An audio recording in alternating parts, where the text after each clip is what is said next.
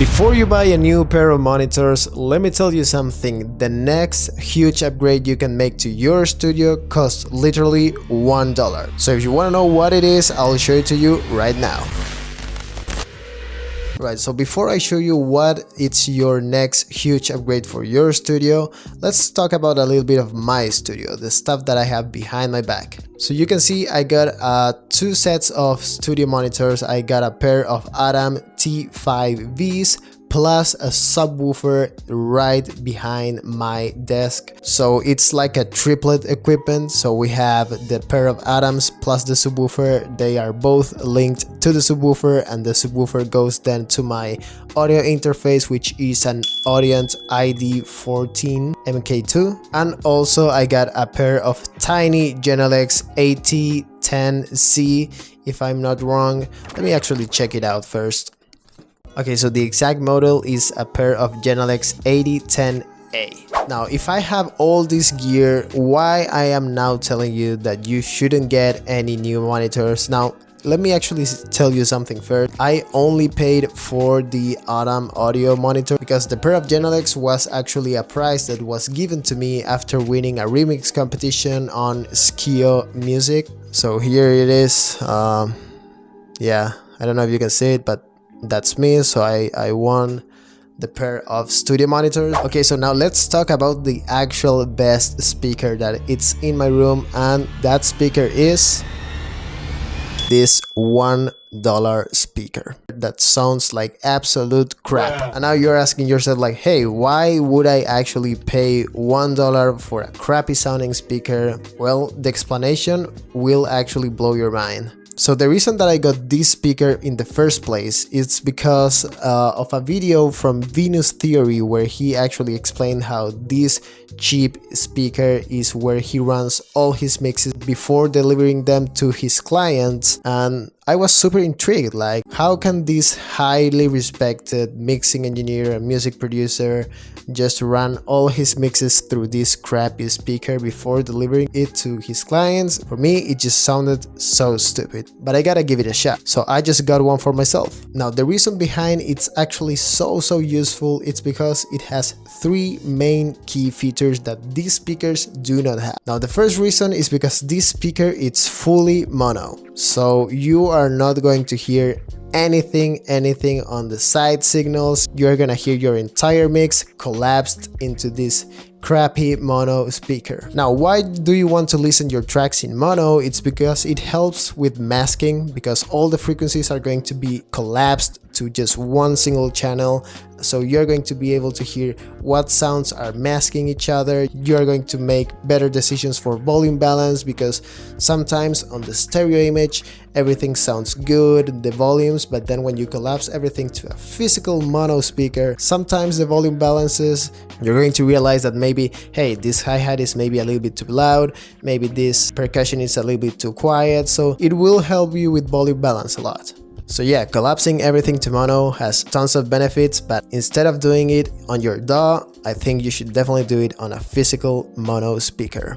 The second main reason why you want to get a crappy mono speaker like this is because it distorts quite heavily. It's really sensitive to distortion, so you can start cleaning up your mix to minimize this distortion as much as you can. So it actually allows you to have a way cleaner mix after you run your track through this speaker. And the third reason why you want to run your tracks through this speaker is because it doesn't have any low end at all. So you will not be able to hear around like from 150 Hz and below with this speaker. So this has a couple of benefits. So I remember one time I was running a track through this speaker, and on my big system it was sounding absolutely phenomenal. I was so proud about it, but I decided, you know, let's actually have the final mix check on this speaker. And what I've noticed is that my bass was so good on the big systems, but on this speaker you could barely hear the bass. You can only hear like the click of the kick,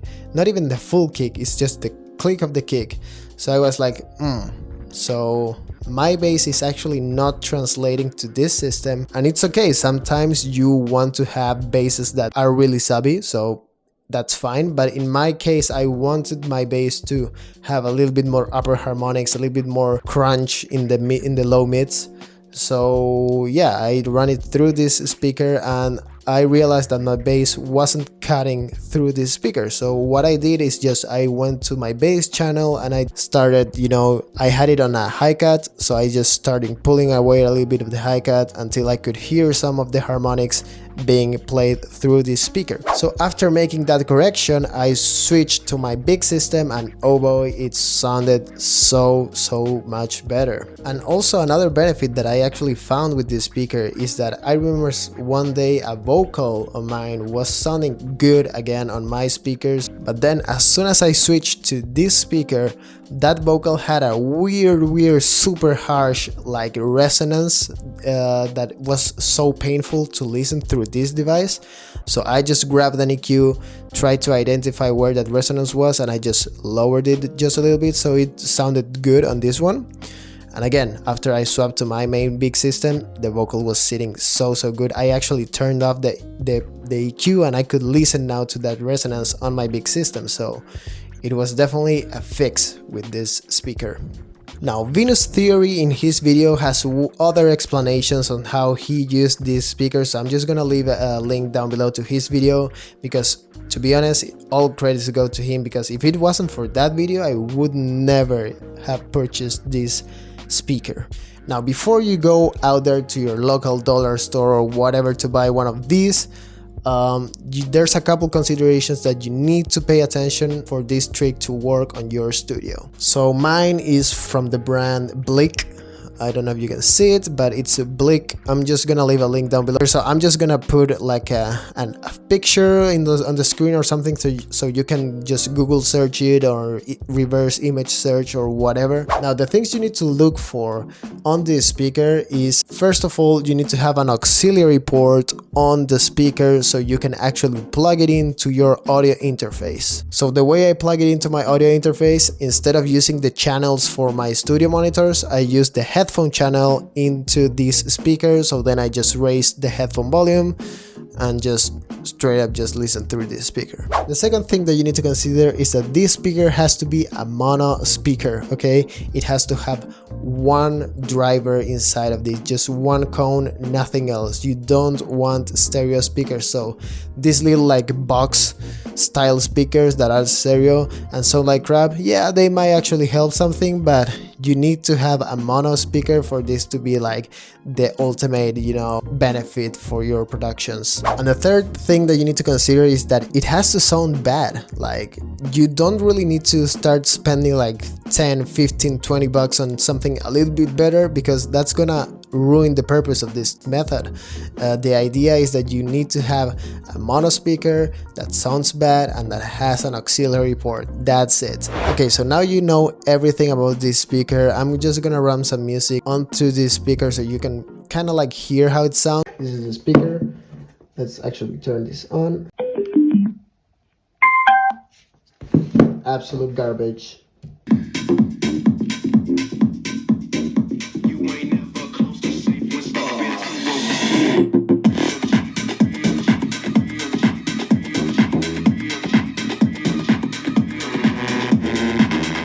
Guys, you gotta remember, the people that are listening to your tracks are probably listening to music on their cars or on really budget speakers. No one is ever spending this amount of money or X amount of money on huge sound system. You gotta remember, like, the average music consumer uses consumer grade speakers that really sometimes doesn't sound that good. So checking how your music sounds on these speakers will give a more accurate representation on how people are going to listen and feel for your track. So that's it, guys. Let me know in the comments below if you've ever tried this trick for your productions, or any trick in general that can help us translate our tracks better to other systems. Just leave it in the comments below. Also guys, don't forget to subscribe to this channel. I'm just gonna be uploading tons of video every single week, just production videos or just inspirational videos or whatever, everything related to music. So yeah, don't forget to hit the subscribe button, and also remember that we have a Discord link down below so you can join me and other producers, so you can ask questions or give video ideas or whatever. You just want to chill out and hang out, share samples, whatever. So there's the link down below. See you in the next video guys. Bye bye.